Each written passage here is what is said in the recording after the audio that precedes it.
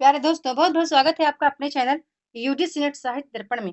तो फ्रेंड्स, जैसा कि आपको पता है कि हम इस चैनल के माध्यम से NT NET, JRF, SET, TGT, PGT, KVS, NVS Hindi की तैयारी कर रहे हैं। ये क्लास विशेषता है UGC NET, JRF, SET Hindi के लिए है। ठीक है, चलते हैं प्रश्नोत्तरी करते हैं।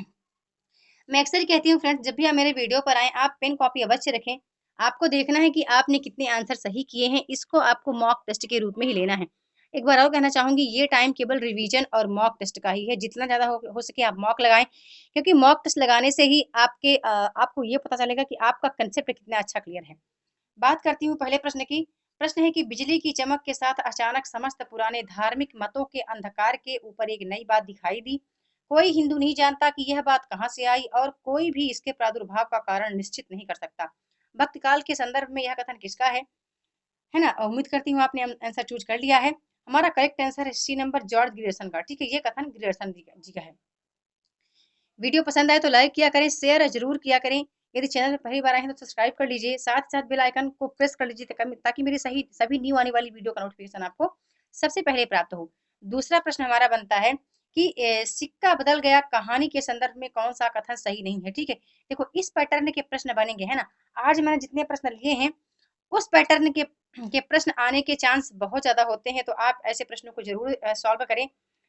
कि यह कहानी विभाजन की पृष्ठभूमि पर लिखी गई है। इसमें मानवीय संबंधों और मूल्यों के विघटन का वर्णन हुआ है। यह कहानी मतलब कहानी में लोगों की स्वार्थ परत नीति और हृदयहीनता को दिखाया गया है। यह कहानी फैंटेसी शैली पर आधारित है। तो देखो जो कौन सा कथन सही नहीं है, तो बता दो। देखो ये भी सही है, ये भी सही, ये भी सही है, लेकिन ये जो है ना डी नंबर, ये सही नहीं है ना। तो हमारा जो करेक्ट आंसर है डी नंबर सही है। यह कथन जो है, यह कहानी फैंटेसी पर आधारित नहीं है।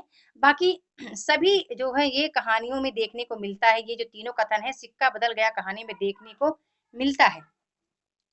आगे चलते हैं अगले प्रश्न की ओर। अगला प्रश्न हमारा बनता है कि गोरखनाथ के नाथ संप्रदाय को जिस आंदोलन का रूप दिया गया वह भारतीय मनोवृत्ति के सर्वथा अनुकूल सिद्ध हुआ। यह कथन किसका है ना? आचार्य शुक्ल का, वर्मा जी का, शर्मा जी का या गुप्त जी का? ठीक है, चंद्रगुप्त जी का, गणपत गणपत चंद्रगुप्त जी का। उम्मीद करती हूँ आपने आंसर चूज कर लिया है फ्रेंड्स, और सभी को बताना है। ठीक है, ये टॉप 15 क्वेश्चन है। ठीक है, टॉप 15 क्वेश्चन यहाँ पर हम कर रहे हैं, है ना? टॉप 15 में आपको 12 तो सही करने हैं, सभी को 12 सही करने हैं। और ईमानदारी से आप मुझे कमेंट करके बता भी सकते हैं कि आपने 15 में कितने लोग 12 किया, कितनों ने 10 किया, कितनों ने 8 10 किया, जो भी किया आप बताना जरूर। ठीक है, उससे मैं कुछ आइडिया लगा सकती हूँ कि तैयारी कैसी है, क्या है। रिप्लाई तो मैं अक्सर ही करती हूँ, सभी मित्रों का करती हूँ। तो यहाँ पर जो हमारा करेक्ट आंसर है तीसरे नंबर का, बी नंबर करेक्ट है। डॉक्टर राम कुमार वर्मा का यह कथन है। ठीक है, आगे देख लेते हैं। अगला प्रश्न फिर हमारा बनता है, प्रश्न है कि निम्नलिखित में से किस नाटककार ने मध्यकालीन इतिहास से विषय वस्तु का चयन करते हुए भव्य ऐतिहासिक नाटकों की रचना की? प्रेमी जी, शास्त्री जी, नारायण लाल जी या वृंदावन लाल वर्मा जी? है ना, मैं शॉर्ट नेम पढ़ रही हूँ। मैं चाहती हूँ कि वीडियो जल्दी ही फिनिश हो जाए, है ना, ज्यादा समय भी ना जाए, क्योंकि ये समय आपका बहुत बहुत ही बहुत ज्यादा कीमती है। तो यहाँ पर हमारा जो करेक्ट आंसर है एक नंबर करेक्ट है, यानी ए नंबर, हरि कृष्ण प्रेमी, है ना, हरि कृष्ण प्रेमी यहाँ पर राइट आंसर होगा। अगला प्रश्न फिर देख लेते हैं। प्रश्न आता है कि नई कविता की विशेषता नहीं है ना? इस टाइप के प्रश्न बनेंगे। ठीक है, चाहे वहां पर हो जाए कि प्रयोगवाद की विशेषता नहीं है, या प्रयोगवाद का आपको चयन करना हो उसकी विशेषताओं को लेकर के, या फिर छायावाद या फिर रीतिकाल, है ना, इस तरह के प्रश्न बनते हैं कि कौन सी विशेषता नहीं है। जीवन के प्रति आस्थावान होना, सौंदर्य बोध, परंपरागत मान्यताओं का विरोध, या ईश्वर में आस्था और असंशय की स्थिति? तो यहाँ पर हमारा जो करेक्ट आंसर है, सबने चूज कर लिया, डी हमारा करेक्ट है ना? जैसे देखो प्रश्न आया ना, प्रश्न आते ही आप वीडियो को पॉज किया करें, है ना? प्रश्न आते ही वीडियो को पॉज करें, अपना आंसर चयन करें, प्रश्नोत्तरी को कोशिश करें खुद पढ़ने की। प्रश्न बनता है कि निम्नलिखित में से किसने अपनी आत्मकथा में राजनीतिक विचारों को प्रमुखता दी है? यशपाल, राजेंद्र यादव, सांकृत्यायन जी या फिर रामदास मिश्र जी?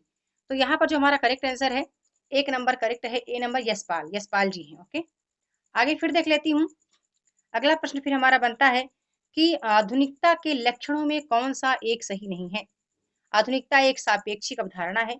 आधुनिकता का मूलाधार मानवतावादी दृष्टि है। साहित्य की सभी विधाओं में आधुनिकता स्पष्ट दिखाई देती है। आधुनिकता विज्ञान व टेक्नोलॉजी के बगैर भी संभव है ना? तो सबने चूज कर लिया आंसर, उम्मीद यही है मेरी।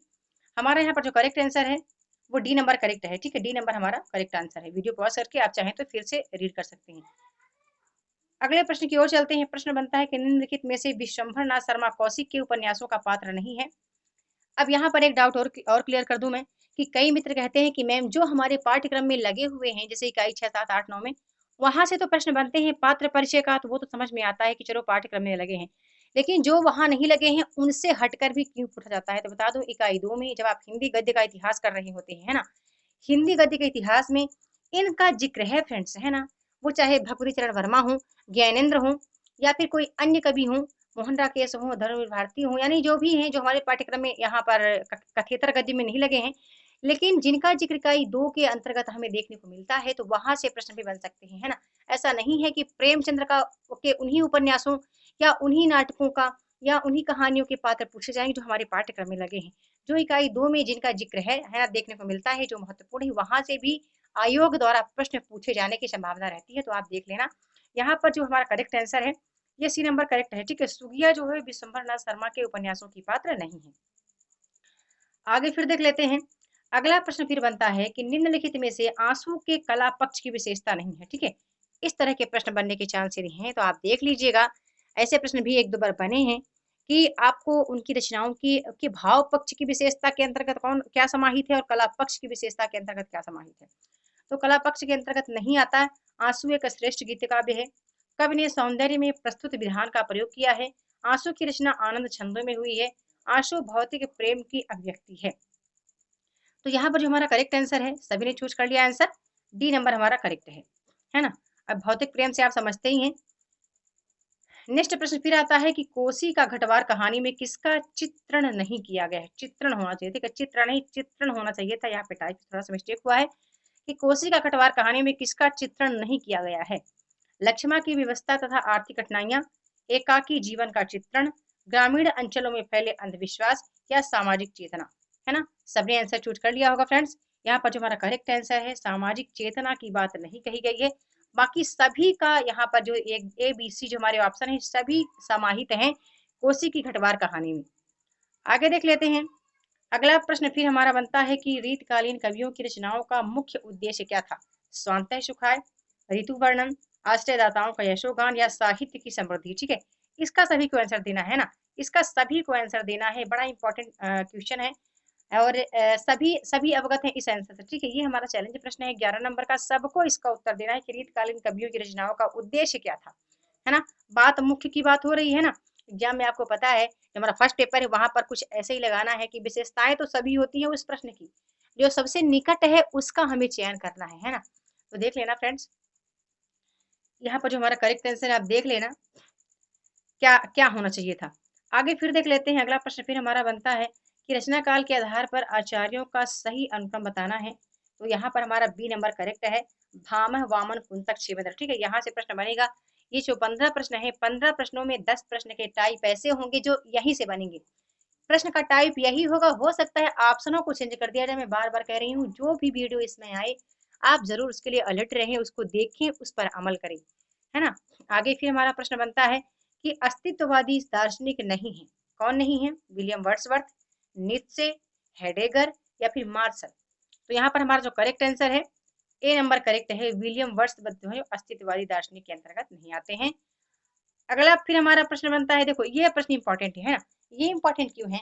क्योंकि आपको पता है कि जो हमारे पाठ्यक्रम में लगे हुए हैं ना, जो हमारे पाठ्यक्रम में कुछ नए टॉपिक ऐड हुए हैं, ऐसा नहीं कि पहले नहीं था, पहले भी था, पर डीपली यहाँ से प्रश्न बनने के चांस कम होते थे। जैसे नुक्कड़ नाटक हो गया, प्रवासी साहित्य हो गया, जैसे उत्तराधुनिकतावाद प्रश्न तो बनते थे, जैसे बिंब प्रतीक, यहाँ से प्रश्न बनते थे, लेकिन इतना डीप नहीं पूछा जाता था। लेकिन अभी क्या है कि यहाँ से प्रश्न बनने के ज्यादा ज्यादा चांस रह रहे हैं, है ना, चाहे वो स्थापना तर्क वाले हों या कूट में प्रश्न आने के की संभावना हो। तो इस तरह के प्रश्न को जरूर देखो, जरूर सॉल्व करो। अब यहाँ पर प्रश्न बनता है कि प्रवासी हिंदी साहित्यकार किसे नहीं कहा जाता, है ना, किसे नहीं कहा जा सकता।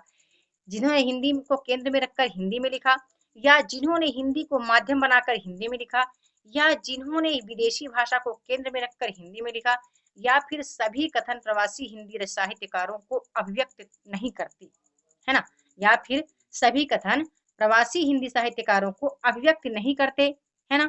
आपका यहाँ पर आंसर क्या होना चाहिए, है ना। दरअसल बताना चाहूंगी सभी लोग आंसर चूज कर लें। मैं बताना चाहूंगी फ्रेंड्स, यहाँ पर जो हमारा करेक्ट आंसर है सी नंबर करेक्ट है। ठीक है, जिन्होंने विदेशी भाषा को केंद्र में रखकर हिंदी में लिखा वो प्रवासी हिंदी साहित्यकार के अंतर्गत नहीं आते, यानी ये हमारा करेक्ट आंसर है। जबकि ये भी हमारा सही है कि सभी कथन प्रवासी साहित्यकारों को कहाँ व्यक्त कर रहे हैं, ये तो अभिव्यक्त ही नहीं कर रहा है ना। सी नंबर तो अभिव्यक्त कर ही नहीं रहा, इसलिए ये भी हमारा सही है। बी हमारा सही है, ये भी हमारा सही है, लेकिन यहाँ पर हमें देखना है कि कौन सा सही नहीं है। तो सी नंबर हमारा जो है वो सही नहीं है ना। बड़े ध्यान से देखिएगा, प्रश्नों को समझने की कोशिश कीजिएगा, क्योंकि बनता हुआ प्रश्न ही गलत होता है परीक्षा में, है ना। परीक्षा में बनता हुआ प्रश्न गलत होता है, संशय की के भ्रम या भ्रम की स्थिति उत्पन्न हो जाती है। तो अगला प्रश्न आता है कि निम्नलिखित में से कौन सा कथन असत्य है। आस्था के चरण डॉक्टर नगेंद्र का निबंध संकलन है, श्रृंखला की कड़ियां महादेव वर्मा का निबंध संकलन है, प्रकृति और परंपरा रामविलास शर्मा का निबंध संकलन है, और मंथन इलाचंद्र जोशी का निबंध संकलन है। यहाँ पर बताना है करेक्ट आंसर क्या होना चाहिए। तो यहाँ पर जो हमारा करेक्ट आंसर है डी नंबर हमारा करेक्ट है। ठीक है, डी नंबर हमारा करेक्ट है ना। ये वीडियो पसंद आए तो लाइक करें, शेयर करें, सब्सक्राइब करें। जितना ज्यादा होकर वीडियो को आप शेयर किया करें, है ना, लोगों तक शेयर करें। हो सकता है कुछ ऐसे हैं गाँव ग्रामीण के ऐसे क्षेत्र में कुछ महिलाएं हैं, हमारी बहनें हैं, जिन जिन तक ऐसी क्लास ना पहुंच पाती हो, है ना। आपको वीडियो कैसी लगी फ्रेंड्स, आप बता सकते हैं कि कौन सा टॉपिक है जो आपको डिफिकल्ट लग रहा है। आप ये भी बता सकते हैं कि टेलीग्राम पर क्विज मैं स्टार्ट करना चाहती हूँ। इसके लिए मैं एक छोटी सी वीडियो शॉर्ट डाल दूंगी, लेकिन मैं तभी आपको अवगत करना चाहती हूँ कि टेलीग्राम पर मेरा क्विज आएगा। आप बताना कि किस किस टॉपिक से टेलीग्राम का क्विज स्टार्ट करना है ना। मैं अपने तरीके से रखूंगी, लेकिन मैं आपका मत भी लेना चाहती हूँ, क्योंकि आप सभी समझदार हैं और सभी बहुत ही समझदार हैं। मैं उम्मीद करती हूँ कि कई हमारे मित्र हैं जो कि काफी कमेंट करते रहते हैं वीडियोज पर, है ना। तो आप बता सकते हैं कि टेलीग्राम पर क्विज स्टार्ट करना है मुझे, तो वो किस टॉपिक से स्टार्ट करना चाहिए, है ना। तो वीडियो के साथ बने रहने के लिए बहुत बहुत धन्यवाद।